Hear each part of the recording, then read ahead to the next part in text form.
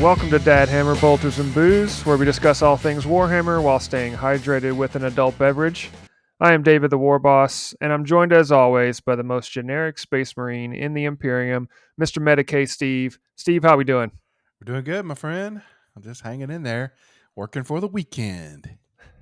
It's almost here. It's almost here. here. Yeah, I don't know if I have big plans. Doing a little traveling this weekend, which is always nice, seeing some Oh, family. yeah. But it's at this having the podcast, being able to talk Warhammer. I always feel like it's almost like work, but in an enjoyable sense where I get to, all right, I got to get this done before we leave. Got to get it done before we go out of town. That's right. Yeah. Well, yeah, we're on a good pattern. Let's Yeah. not ruin a good thing. I like the consistency. Hope Mm-hmm. our listeners do as well. But we enjoy doing this. It's fun, and truth be told, we talk about Warhammer all the time anyway, so we might as well record it. So here we are. So we got a great show for you tonight. We're going to talk about the latest Metawatch that came out. If you're not familiar with that, that's really just the balance rules and that's the balance data slate. The Metawatch is the percentage win loss of the recent tournament results. So that was where Games Workshop goes over all that kind of stuff and gives you their take in an interview. But it's not as straightforward as you might think, and we'll talk about that and have some opinions on it.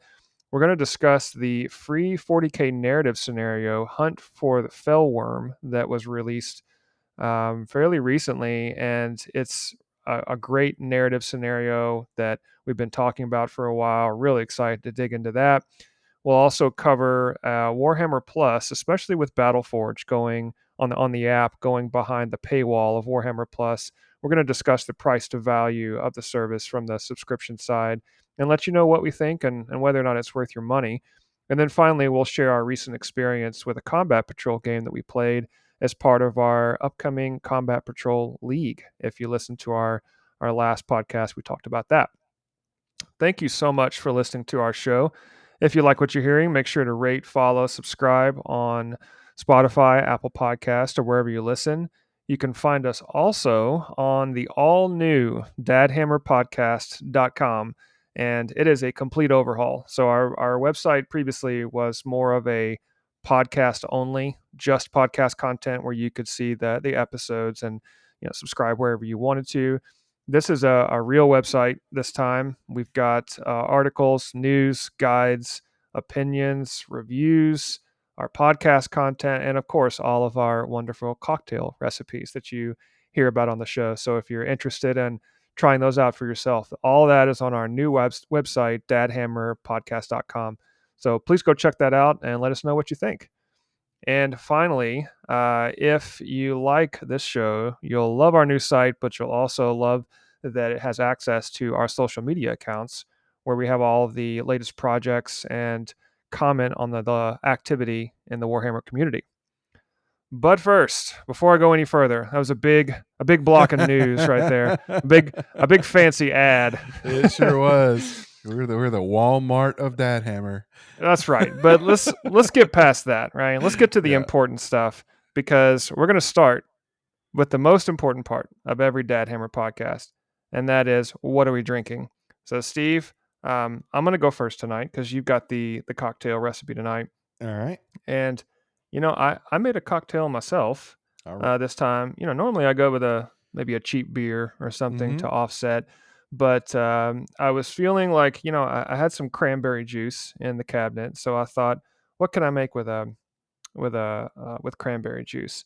And I found a recipe for a drink called the Cape Codder, Okay. and it was, I think, started back years ago when Ocean Spray had first come out with all their different juices and whatnot. Mm-hmm. And so they came out with this drink that is 2 ounces of vodka, 3 ounces of cranberry juice, and then a half an ounce of lime juice. And so you just stir that Oh, together, put a little ice. I would say it's like it's a refreshing tart cocktail.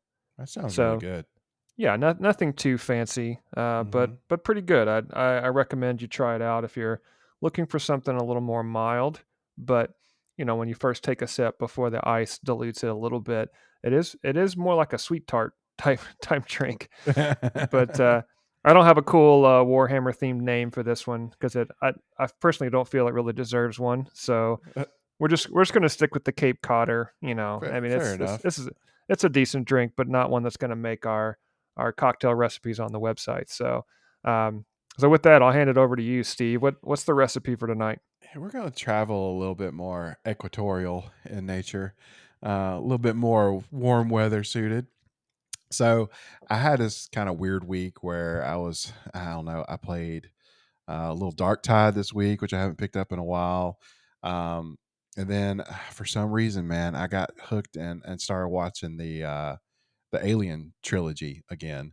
So I watched those first three movies. I've always been fascinated with this like space pirate, space trucker kind of motif. And then I was looking at the prelude stuff on Dark Tide. I was like, man, I should do like Rogue Trader stuff. So that's where I've been kind of like stuck mentally this week a little bit. So I found me some sort of drink. I said, what would be good with Rogue Trader? And I thought pirates. Well, what says pirate? Captain Morgan's. Always a good decision. Always a good decision. So I thought, let's do something with spice rum. So I found this this drink called a pineapple rum rush, which I never had before. It's not exotic. It's not fancy. It's an ounce and a half of Captain Morgan spice rum, but let's be honest. Let's call it two. Um, 3 ounces of pineapple juice, a half ounce of lime juice, and then you top it with some ginger beer or ginger ale, whichever one you got. Mm, So mix it up. It tastes extremely good. yeah, Um, so just named it the Rogue Trader. And I thought, yep, pineapples, rum, pirates. Let's, pirates, yeah, rogue, trade. Yeah, I little think it's perfect. little homage to everything that actually started this whole Warhammer 40K thing with the whole Yeah, Rogue Trader story stuff. So there we go. I like it. In Nashville, and I'm assuming this is the ad campaign for Captain Morgan, at least for a while. Hmm. And I would watch Nashville soccer games, our MLS team here, and they would run an ad every single time, and Captain Morgan would sponsor the game. And so at the very beginning, they would say, this match is sponsored by Captain Morgan, and the little tagline was always stay in the game and pace yourselves, captains. so so I So see true. anything I see Captain Morgan. So well, Steve, enjoy your rogue trader, but just make sure you pace yourself, Captain. Pace yourself, Captain.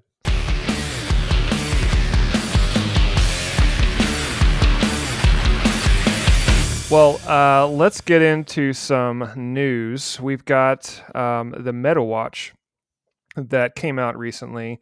And again, for those that aren't aware, the Metawatch is the report that the data analytics, I guess, is the best way to put it, Right. where on the Warhammer community site, they will post the recent results of the tournaments where people come in with their armies and they play against each other.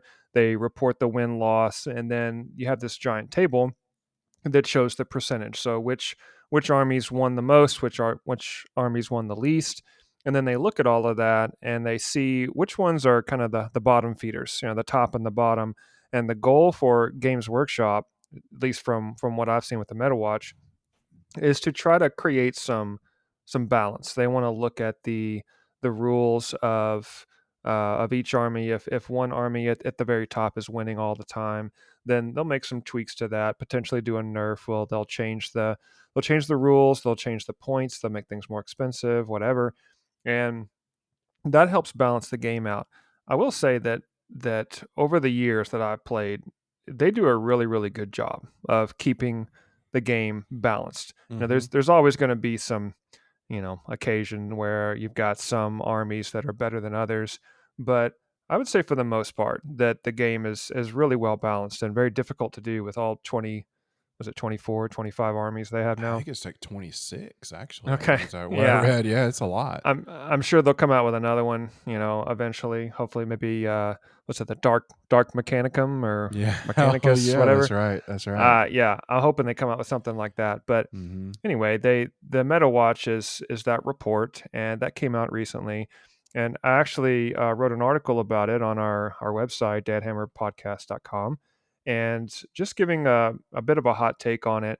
So, from looking at the results, your top four are Aldari with a 67% win, Gene Stealer Cults with 63, Imperial Knights 57, and Custodes with a 56. So those are Mhm. the top four. And generally, Games Workshop wants to keep the army win percentage in the between 40, like maybe mid 40s to mid 50s. That's where they want everybody to be. That means the game's fairly Yep. balanced.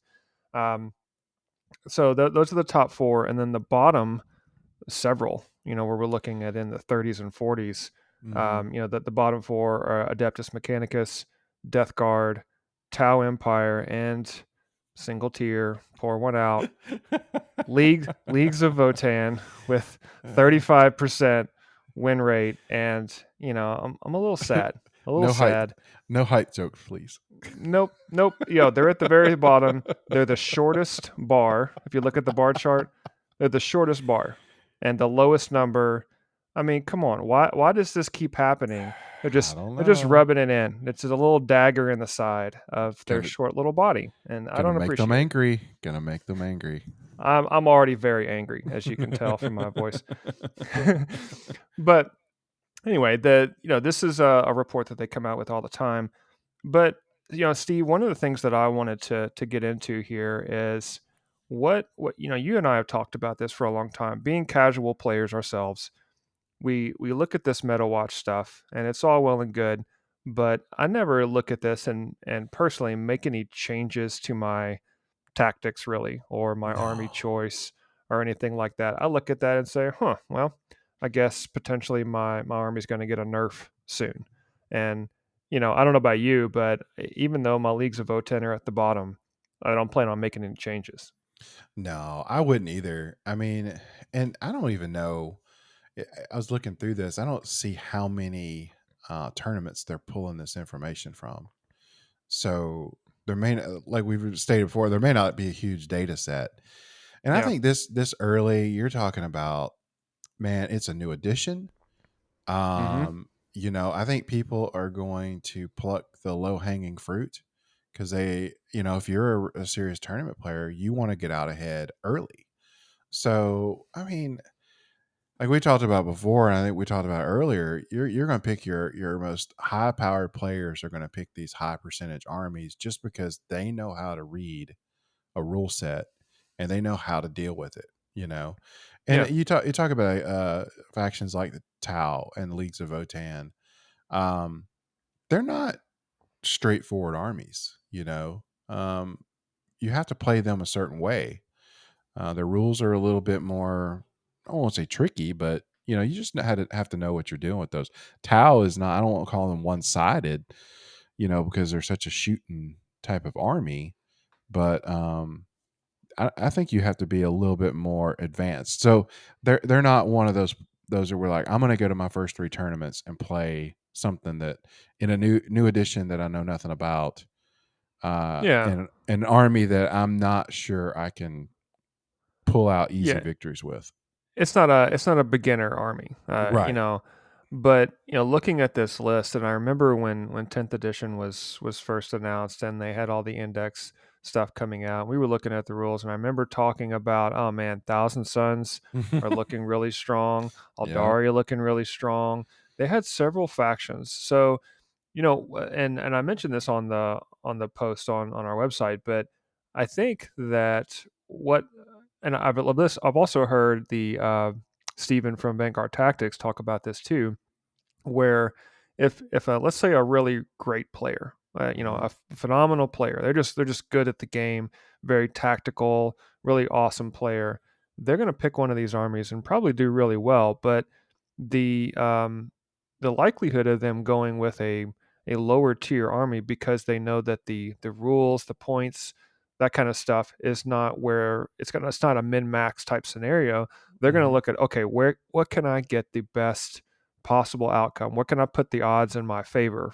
For like a poker type of a stance at Vegas, you're looking to stack the odds in your favor, and so you're going to go after Aldari Gene Stealer's Imperial Knights as your top tier. So I guess my point I'm trying to make is that the best players are not necessarily playing their favorite army all the That's time. right. The best players are going after what's the best. Mm-hmm. So rules wise. So then when this table comes out, what you're seeing is that what the best players are taking. But the counter is, what if all of the worst players, I mean, this would probably be me, I would be the Leagues of Votan Sure, guy because rolling into the tournament because I like the Leagues of Votan. And of course yep. my win rate's going to be low because, well, that's just the army I'm going to run with. And Mm-hmm. but I'm not an elite player.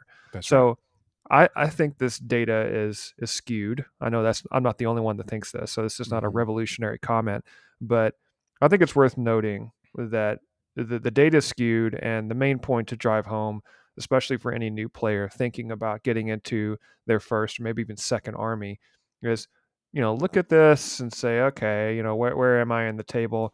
But just know that, I mean, they're going to make a change in September, and it may completely topsy turvy the whole thing. Well, and the codexes aren't out yet.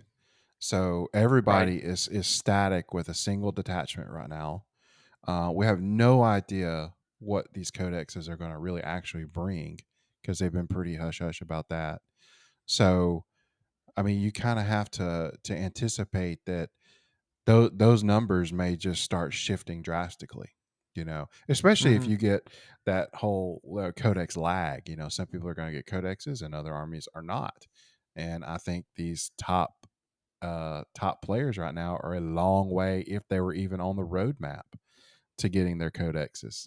Some of these other middle teams were actually higher on the list of getting their codexes first in this Yeah. edition. So, I mean, there's so much that can happen that, I mean, unless that's what you're into, unless you're and you already know more than I do. If you're looking at this and you can read it like the Matrix, you're already you're already further advanced than I could even give any advice on. But our friends and the people that we're kind of catering to, and the way we like to play, it's like, man, just wait, just hang out. It's gonna Yeah. change. Yeah. And that we always tell people to play what you think is cool. Hmm. What do you think looks cool? And for me, I'm a Leagues of Votan player. I'm a Space Wolves player. I've also got Chaos Space Marines. I've tried those recently. I've always had Norks. I've got Norks. Orcs. Yeah. I was gonna say Necrons. If they combined Necrons and Orcs, you would have Norks. Norcrons. Yeah, the Norcrons. I like that. Or the Snorks. Remember that from the cartoon from the 80s? The Snorks. Heck yeah, We've got man. a we've got an 80s Warhammer cartoon in the making with the Norks. Oh, I I'm really love it. excited. This is a terrible idea. It's Let's bad, bad, let's bad. bury this and never mention it again. But Done. yeah, but I've also got Orcs, Necrons. I've got other Hmm. armies, and now I have Tyranids. So I've got plenty to play. Oh And yeah. so that would be my other recommendation. If these armies are expensive, so if you're getting started, don't try to go and buy them all, of course, but try to mix it up a little bit. There, Hmm. that way that whenever they do something different, and if your particular army is in a bad spot, well, just play something else, That's right. and or stick with them and roll with it. Either way, I think you're gonna have a good time. That's right. Well, let's skip on now to the latest scenario that was released by Games Workshop. This is a free scenario, and Steve, correct me if I'm wrong. They really don't do this a lot. I mean, I don't know if I've they seen it at all, really. they release them in White Dwarf. They're in White Hmm. Dwarf quite a bit. New scenarios, they'll release them in books, but very rarely do they come out with just, hey, here's a scenario for you to play. The last time I saw it, they will do it for Kill Team quite a bit. Yeah. Oh If yeah.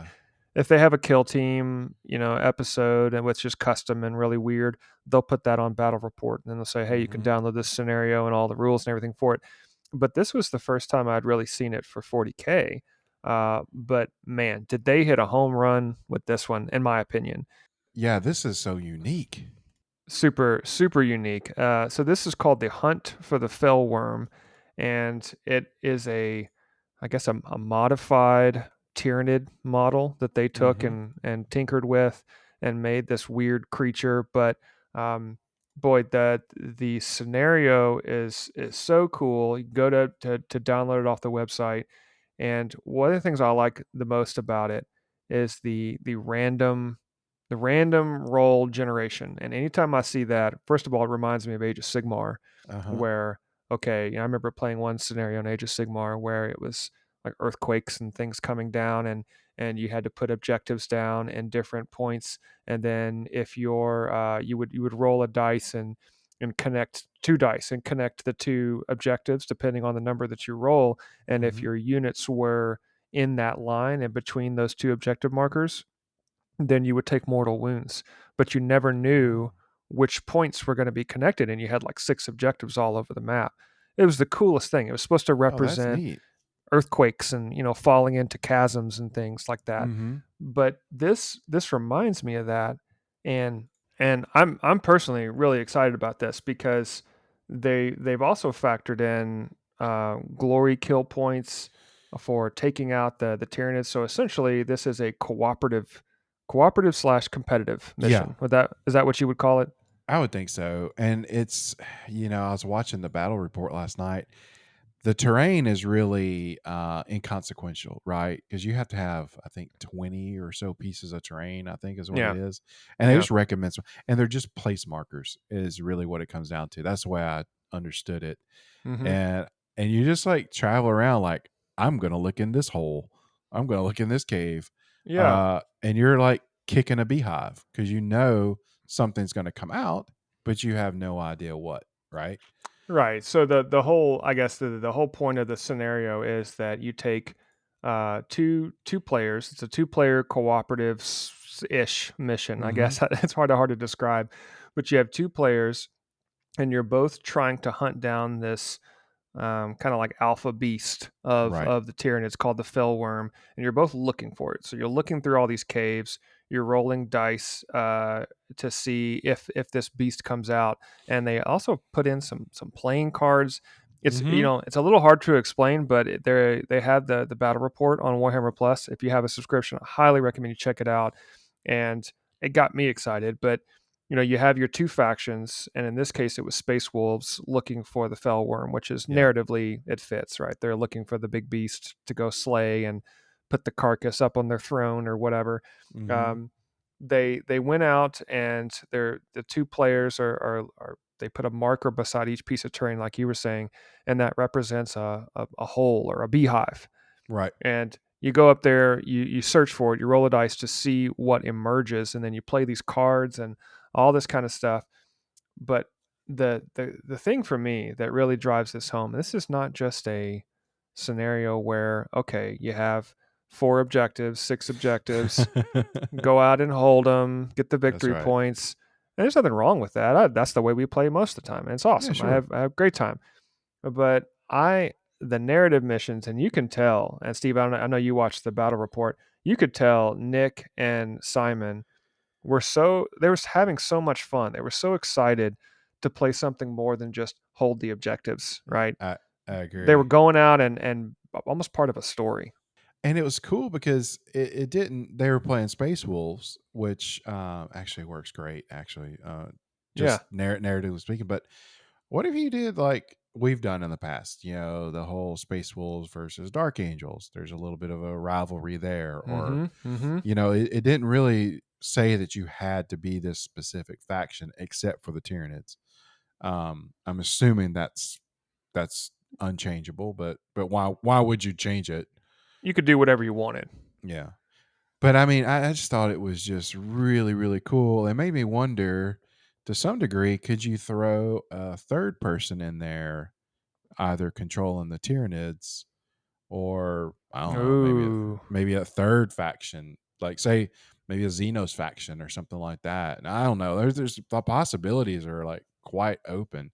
But you know what I love most? 700 points of characters. Only So characters. only characters. So Yeah. if you're a collector and you've got all these cool models and all these cool characters with cool stories And you generally can't put all those in even a 2,000 point army. It just doesn't work well. But Mhm. dude, I mean, just roll around with all your heavy hitters, all your named characters, all your named units. I mean, man, that is so neat. Uh, I really, I got to look around and see if I got enough characters to to quantify 700 points. But I'd love to play this. I think that'd be fun. Yeah, I mean, the character thing, the only caveat I'll say is, and I'm a Space Wolves player. Hmm. I have several. I have Bjorn the Fell-Handed. I have Ragnar Blackmane. I have Ulrich the Slayer. Hashtag Old Man Ulrich. But I've got several of the characters. Um, the ones that I don't have are the ones that are in resin. And if you watch the battle report, you can see some of the ones that look a little suspect, and Yeah. those are the older models that are made out of resin. And but regardless, I'm not trying to knock it. Hmm. The scenario, the video was great. They were having a great time. I love that it was so different. It was so out there. You essentially have two players. You pick all characters, and you're going out and really doing what makes the characters so powerful. You get to use all their cool abilities. Hmm. There's no weak attacks, and you have that popcorn feeling. I know Oh that yeah. when our friend Lee, whenever he plays me and I'm orcs, he always wants me to play orcs because I've got like 120 models on the table with their t-shirt saves, Oh, and he just picks them off one by one, and it's a great feeling. it It's kind of the is. same thing with Tyranids. So I personally, I want to play this mission. I think it's really really cool, Hmm. but like you said, the possibilities are endless with stuff. You could throw in a third player and have them run the Tyranids. There's nothing to Yeah. stop you from That, having someone play the Tyranids and attack. They would have to wait until the they are, I guess, discovered. But right. Right. Right. what a cool scenario though, because if we were playing and let's say I was the Tyranid player, and you go and you hit one of those objectives and you roll the dice to see what comes out. Well, I've got to have my miniatures ready. And it's hoping that you roll some big bad Oh beast, yeah. and I put that, man, this is a 3-player game in the making. This is a total like party game. Um, I kind of feel like it strips away the. You're not worried about visibility and Yeah. you know cover saves and all that kind of stuff. This is straight up battle royale monster hunting at its Yeah. best. And I It's mean, mostly melee, I yeah, think. yeah, I think mostly because you're already in very close range, obviously, because you're Mhm. you're on the terrain, which is the not necessarily objective, but I mean, you're right there. So yeah, you're going to get into fisticuffs and everybody's got relic weapons and some named axe that's got Right. blood in the name or something. I mean, I like the narrative spin. It Hmm. really ties in to me the lore that comes in the books, all the descriptions that come with all these characters that sometimes you just gloss over because going back to the Metawatch thing, if you're so focused on the percentages and the data, you miss some of the epic scale and feeling of these characters and what they Hmm. do. And so I thought Absolutely. this strikes a really good balance, and I hope that Games Workshop does more of this. I would love to see more narrative scenarios because this speaks to every single casual player out there that wants to just dig their teeth into a more deep type of situational experience that is not so focused on just winning. This is more about experiencing a cool story together. This gives me a little bit of uh, just a little hope that what we're going to see, like you were just talking about the characters, and some of them are old resin models and are hard to Hmm. get or don't look great. Gives me this one little Christmas hope that maybe some of these epic characters are going to come back and they're going to see a refresh, and maybe we'll see them in Yeah, a different way, I mean, they will which would be cool. eventually. Hmm. Yeah, they will eventually. All this stuff will be replaced eventually, or it'll go Forge World and it'll stay resin. But Right. I think, especially if they put this kind of stuff in on there and it becomes really popular, they're obviously just going to sell more models. So anyway, all thumbs up for me. I know it is Hmm. for you too. I hope they continue to release this, but definitely if this is of interest to you and you want something more casual, more narrative, definitely go check it out. It's both on our website and of course on the Warcom site as well.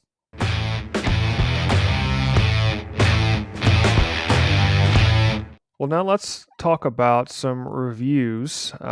We've got the 40K app with the Battleforge feature going behind the Warhammer Plus paywall. We talked about that last week on Bulgers and Booze about what that kind of impact is going to mean, whether that's going to entice someone to upgrade or keep their Warhammer Plus subscription or even consider it because the 40K app Battleforge where you can create your own armies and things that's been available for everybody to use for free, but they recently announced that they are making that behind Warhammer Plus, which if you live in the US, that's $60 per year for a Hmm. subscription. So it's a service.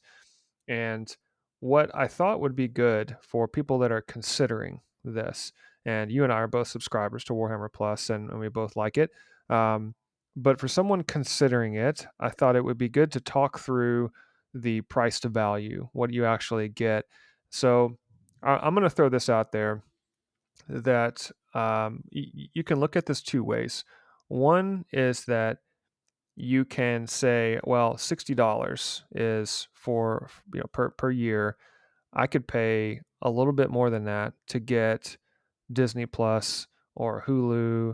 or Netflix or any of these other digital video content delivery services, and I get just epic, wonderful shows. There's just tons of value there. I have a never ending, especially with like Netflix, it seems, Hmm. never ending library of content to watch. And while all that's true, Warhammer Plus is more than just their video content, and that's gotten a lot of criticism, especially out of the gate. People would Hmm. look at the Warhammer Plus, Warhammer TV, as it's called, they would look at that and say, "Oh, well, this is just not enough. They need to release more. They need to have longer shows, more in-depth shows, bigger budget shows." And personally, Steve, and I'm interested to get your take.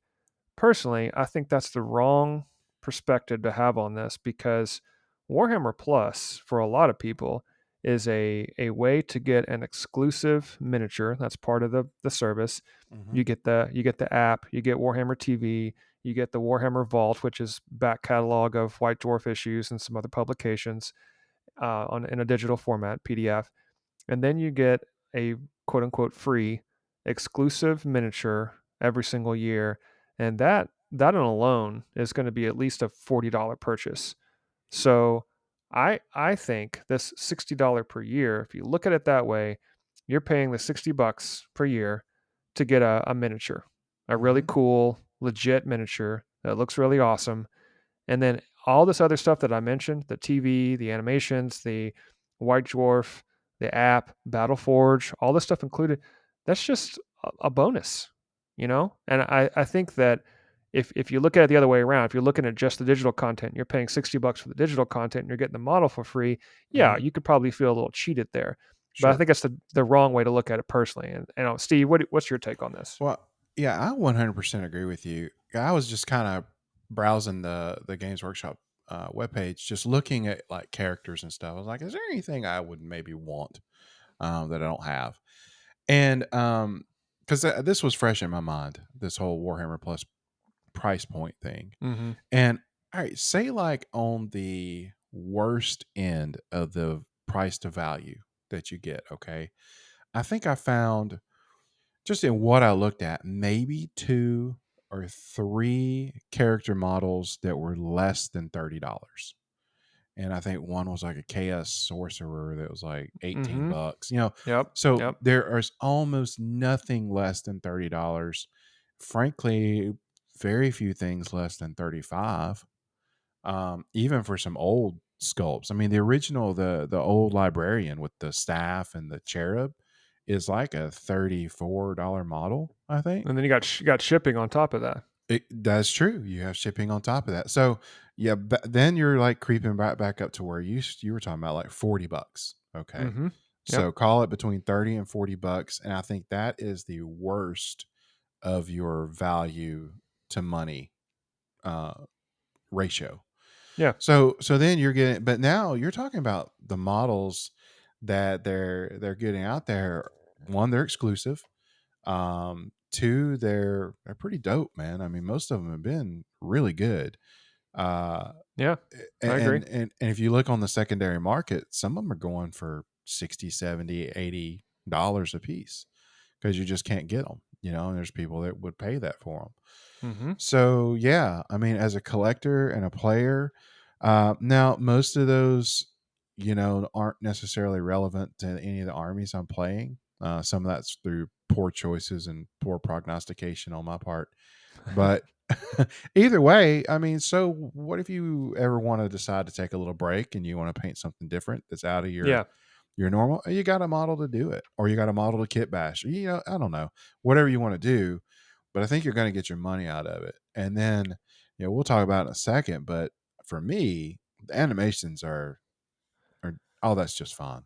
I Yeah, mean, I agree, and I was just doing some math. Let's say that the free model, and I've gotten it was I think a World Eaters model this past time, and you have a choice of what you want to pick, and then the previous year I got the it was the sniper. hmm I can't remember the name of it, but that's something that fits into any army in the Imperium, and then you've got the chaos model that would yeah, fit into my Chaos Space Marines. So it's also influenced my purchases a little bit in a positive way to say, oh, look, I've got something to go along with this. But let's just say you get the model and going back to your math, 35, $40, right? That's the cost for this model. You're left with $20 a hmm year, and that comes to a buck 50, buck 60 or that's so right. That's right. per month. So you're paying $1.50 a month for what you just mentioned, the animations, the Warhammer TV, and all the other stuff. You're paying $1.50, hmm $1.60 for Battleforge for the app, the convenience. You don't have to have that, but it is a convenience. You're paying for the White Dwarf and other publication back catalog issues, which I haven't really used a ton of, but it's nice every now and then to browse Yeah. just to see some artwork, and it's not super old. I mean, they've got stuff from this year out there, White Dwarf issues from this year. If you wanted to go back and especially if you want to look at some of the scenarios and Right. artwork, it's great for that. But to me, the extra buck 50 is going to these animations. And Yeah. Steve, we have an article on our website about ranking the top five of these, or top four, and in this case, I know you've got another one that you wanted to add, but I'll start, and then I'm interested to hear what your maybe your top one is. For me, the number one show on Warhammer TV that is absolutely worth the price of admission is Angels of Death. And I'm not a Blood Angels player. I don't even necessarily, line up with their storyline or yeah. care about their storyline. Whatever. I'm not a Space Marine player other than Space Wolves because I like their particular storyline. But I'm not a huge Blood Angels fan. It is what it is. But hmm man, the characters in this one, the animation's good. It's not amazing, but it's good. The art direction, the story, the way The that dialogue. the dialogue is great. The characters. I This is the show that is the marquee show in my opinion for Warhammer TV. So, Steve, what's your do you is it that one or is it another one for Oh you? no, it's totally, that's like asking any Star Wars fan which trilogy is the best. Oh, And okay. Okay. Fair enough. no, no, I mean, I think they were so smart in putting that out front. That's what, man, it is, so it's really good. Even the origins stories have just built on the whole legend and Right. stuff. And to Right. add to that, I just finished the book, an audio book, The Devastation of Baal, right? Mhm. I just wanted something different because I kind of want to know more about Tyranids since we're starting armies and stuff. Oh man, because it all of this happens right around the time that of what when the Angels of Death timeline is happening. So it goes right together. And it's really funny because all I could think about when I was listening to the Devastation of Ball book, I was like, oh, yeah, but they were over there, Yeah. and doing this.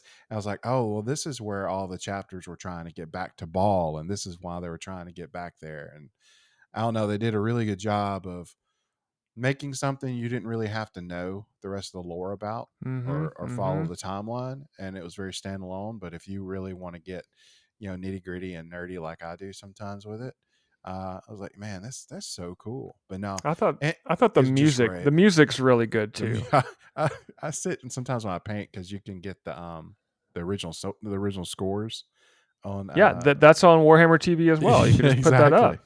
And I Yeah. just listen to that and paint and yeah, I'm a total It, lost no, cause. I mean, I do the.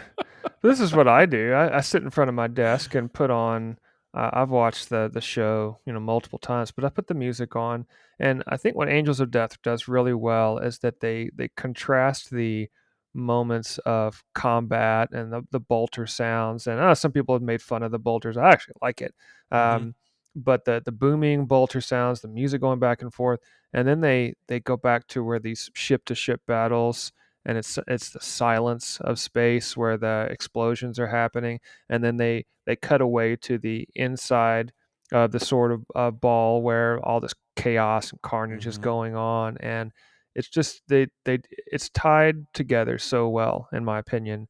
Highly recommend Angels of Death.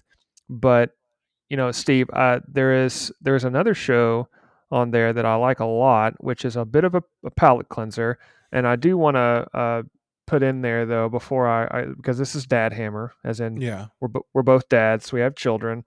Angels of Death. This is, I would say, it's a low end PG-13 Yeah, show. This is not it's it's not not bad. for kids.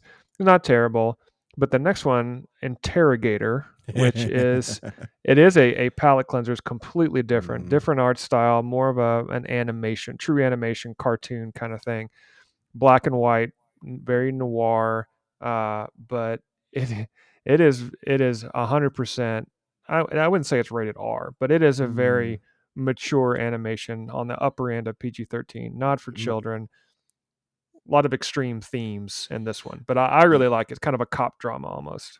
Yeah, I love that, I like the Inquisition stuff, Yeah. no matter what, I think that's really cool, but these guys, they're not really inquisitors, so they're kinda like would be in a retinue with an inquisitor, Hmm. but I thought it captured the real grittiness of everyday life for some poor sap living in the 41st millennium in the Imperium.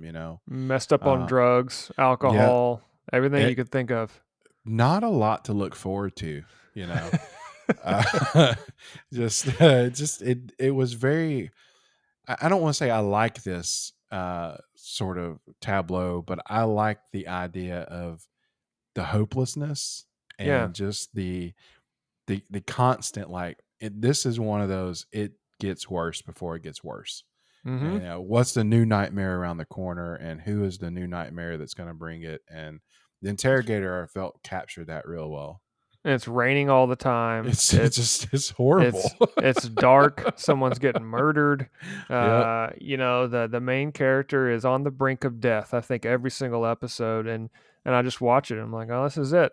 Yep. This is where he passes out, and they're gonna have to introduce a new character. I mean, it is about this one main dude, but still, it's very violent. It's all in black and white, so but it's still gross. And Yeah.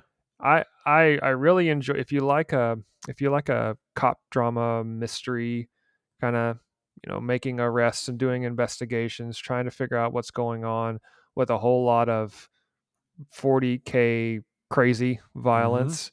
That's right. This is your show, and it's very different from Angels of Death in a good way. I really liked it, but this one, and I want to move over to another because there's a couple other shows that I want to talk about. But the other one, Steve, that you have really taken a liking to, and I've only watched a couple episodes, is Black Talon, which is Yeah. timely, especially with the new miniatures announcement.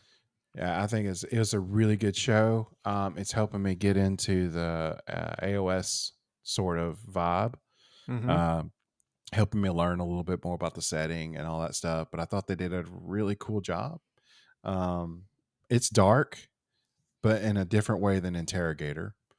Um, I don't know. It's really neat. It gives you the struggle of the mortals in the uh, the realm of Sigmar and With the all that stuff. Stormcast, yeah. Yeah, yeah, I, li- and just I liked the backstory of the hmm Stormcast, and it gives you the reason and what they go through when they come back to life through the bolt of lightning, and what that hmm process looks like. Which and I'm trying to build up a Stormcast army myself, but it just adds a little bit of narrative spin to your games. And I really liked the couple episodes that I watched of Black Talon. I really enjoyed. and the miniatures they're putting out are on point. I mean, I'd almost buy them Yeah, just for the heck of it, just because they're so cool. just because Yeah, you're a fan of the and show, right? and like I said, I'm a lost cause, man. Well, we're both in that realm. One last thing I wanted to mention: there's a couple other shows for Warhammer TV. Hammer and Bolter Yep. is it's a bit hit or miss. I think there's about 10 or so episodes, hmm and they're self-contained. They're not a season long or anything. Self-contained shows, but there's three, and we've got a further in-depth review on our website, but. There's three episodes that particularly thought, after I watched them, those okay, this was good. This was really a good show that gave me some context for these different settings, and they're all over the place. Age of hmm Sigmar, 40K, different factions, upper tier, lower tier, all over the place. And then finally, they have tons of battle reports on Warhammer TV.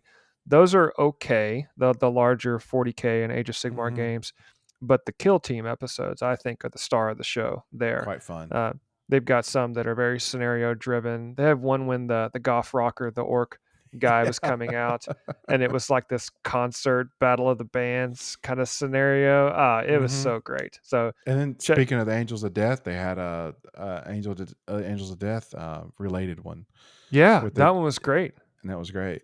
With the custom terrain that was black and hmm white, and it's Super so cool. yeah, there's a lot of great content, to kind of put a cap on this. There's a lot of great content on Warhammer TV. So if you like the free model, that's your $40. If you hmm don't mind paying $1.60 or so per month for a lot of great video content, animations, exclusive stuff, I highly recommend it. It does nothing for me but enhance my Warhammer hobby.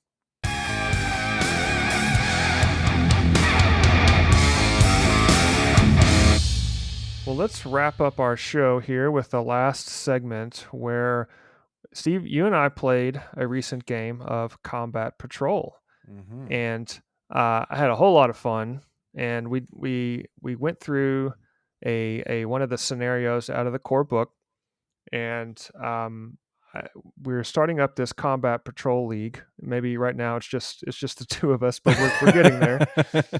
We're getting there. I'm trying to get our crew to join in, but we started this Combat Patrol League. We played the sweeping raid mission out of the core book, and I played Chaos Space Marines. You were Necrons, hmm and I had a really great time. And what I wanted to just spend a couple of minutes on here with this Combat Patrol battle report, ish, is talk about the experience. And I'll start with you. What was your takeaway, initial takeaway from playing this Combat Patrol, altered mode within 10th edition versus the ninth edition version of it, but also what was just your vibe and feeling overall? Well, this is my second game only in 10th edition, and really the only first game I didn't know what I was doing with the Necrons. Right, I've Hmm. only tinkered with them a little bit. They're kind of a startup only for me now. Um, but I like it was I don't want to call it the easy button necessarily, but it was a lot of these things were taken out of it for you. So you're talking roughly 500 points. In my experience, 500-point games are difficult. They're difficult to balance. They're difficult to make a list for. Kind of hard to have fun with. This changed that completely to me. Mhm. Um, I felt like they did a really good job with the lists, making a 500 point list, because the Necrons that I played, I wouldn't have necessarily chosen those. I may have gone a different route, but it might not have held the same captivation that this did. So I think that was really good. I didn't have to worry about it, so it was done. So what was done. I had to just make it happen. Um, I thought the reduced size of the board was really cool. I know we had a little trepidation, like, "Ooh, this feels kind of small," but it really wasn't. Went fast. I thought the mission objectives, those kind of things were on point, especially with the mission that we played, and made it a lot of fun. It wasn't so static and just sort of bland. Now, I think this is a great method. I think the index sheets and the individual unit abilities and stuff, though not terribly different from the bigger game. And I know you can touch more on it because you're Chaos Space Marines. You had the more complex team. Yeah. Mine was pretty straightforward. Wasn't a Mhm. lot to do with it. I like the trimmed down stratagems that you get. You all have the core stratagems that we could both use, but then there wasn't a whole lot of detachment kind of stuff. It was like you picked a couple second, or picked a secondary from like two, and you got to pick some stratagems, and that was pretty easy. So Yeah. I Yeah. think moving forward, after we played one game and we got our feet wet, I think we can really make something happen with that mode.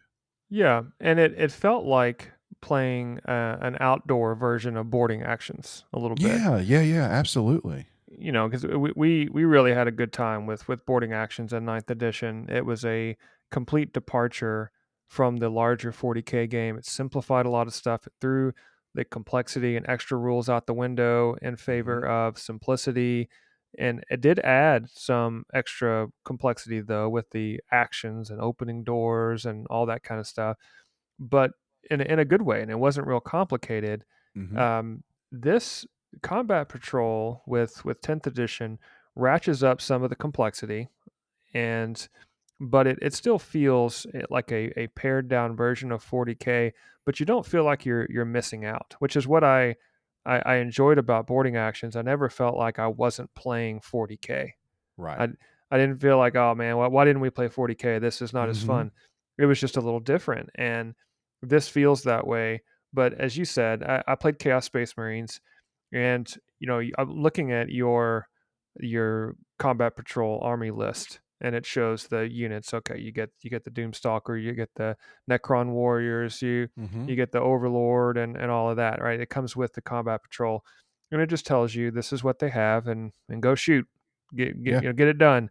that's right. When you look at the the Chaos Space Marines one, and this is not necessarily a complaint. It's just I'm a little confused because you've got the squad of legionaries, Hmm. and there's 10 models in the legionary squad, but I mean they've got like two of the models have one type of weapon, four of the models have a different type of weapon, then you have your main aspiring champion, and then you got one standalone with a chaos icon and a chainsaw, and then you got a different guy with a heavy bolter, and then you got, I mean, one, two, three, four, five, Hmm. six different weapon types and attack profiles.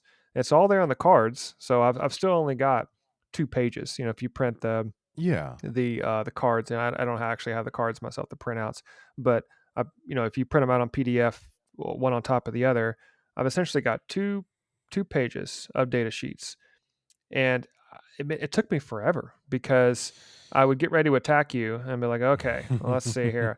I've got two with the chain sword and the bolt pistol. Now, where are they? Okay, they're right there. Now, let me see. Look, what kind of attack I have to do. Okay, they fired. Now I've got, let's see, which one's in range? Oh, this guy in the front's with the heavy bolter, but I don't. Wait a minute, is he the one with the heavy bolter? Oh my Yeah. gosh, it took like half an hour extra just to go back and forth. And what I would have preferred would have been 10 legionaries. You can take either, heavy bolters or Hmm. pistols, and that's it. Yeah. Just give me the plain Jane stuff. And if it's out of balance, just throw in some extra models or something. Yeah. But if I'm a new player, Like, I mean, Ooh. don't play Chaos Space Marines for a Well, combat patrol. I was thinking about this today actually. Um, you know how your kill team lists are done? Hmm. Though you were playing, one individual model at a time. Dude, that looked like a 10 operative kill team list. Cause Yeah. I mean, it almost mirrored a Yes. Chaos Space Marine kill team A hundred. list. 100%. And that's like, I don't know if that's not the right direction for this. Yeah. It was I mean, still it's fun. It fun. was still a Yeah. good It time. it it gave me options, lots of Mhm. options. But I also had outside of the Legionaries, I had the Havocs, which are really Yep. cool, but they've got 5 different weapon profiles. Exactly. 5 models, 5 different weapon profiles, and luckily I had models enough that were different that I could, "Oh, okay, this one looks like Yeah. this, this one's got a las gun, las cannon. This one's got they don't have a missile launcher, but I'll pick the guy with the skull and his shoulder pad."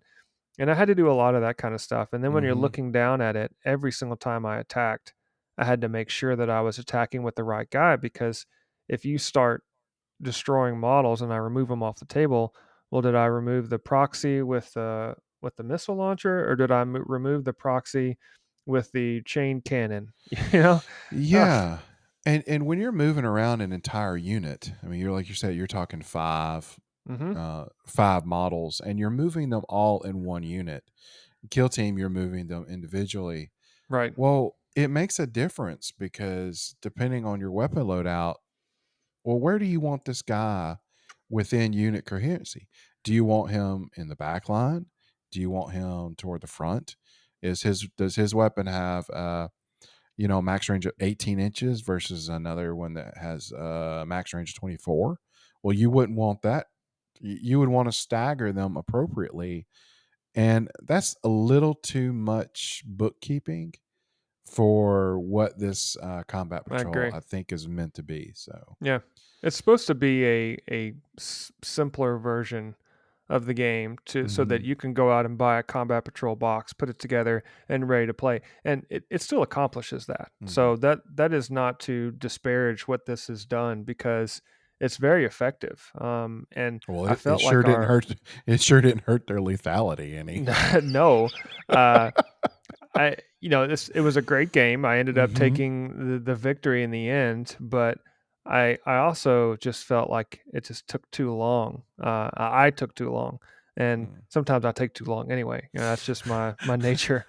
But this one just added some unnecessary complexity. And I looked at some Mhm. other units, and maybe if I knew Chaos Space Marines a little better, it would Fair enough. be easier. I would just know what to do. But Mhm. um, I that's one thing. If someone's listening to this and thinking, "Oh, I want to get into an army. I'm gonna go out and buy a combat patrol box."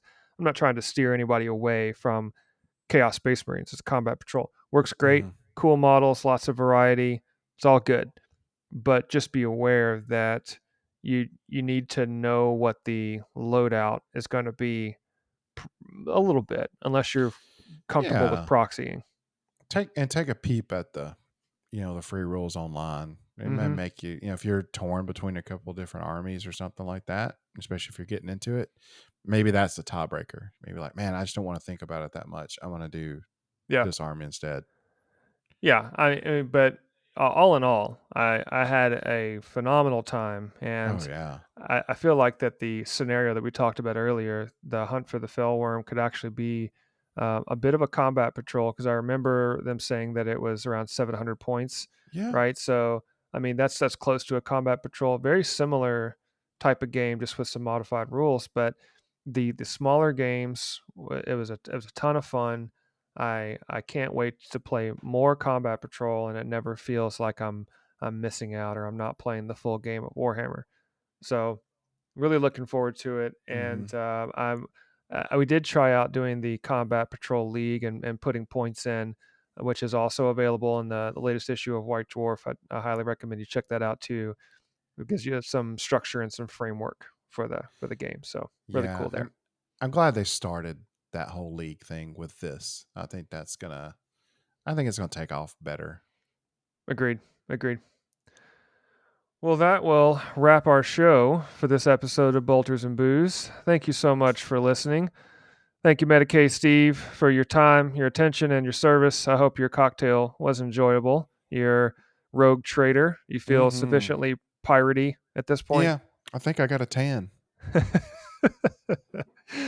Well, congratulations. And thank you so much for listening. I am David the Warboss, and we will see you next time on Dad Hammer. Cheers, Steve. Cheers.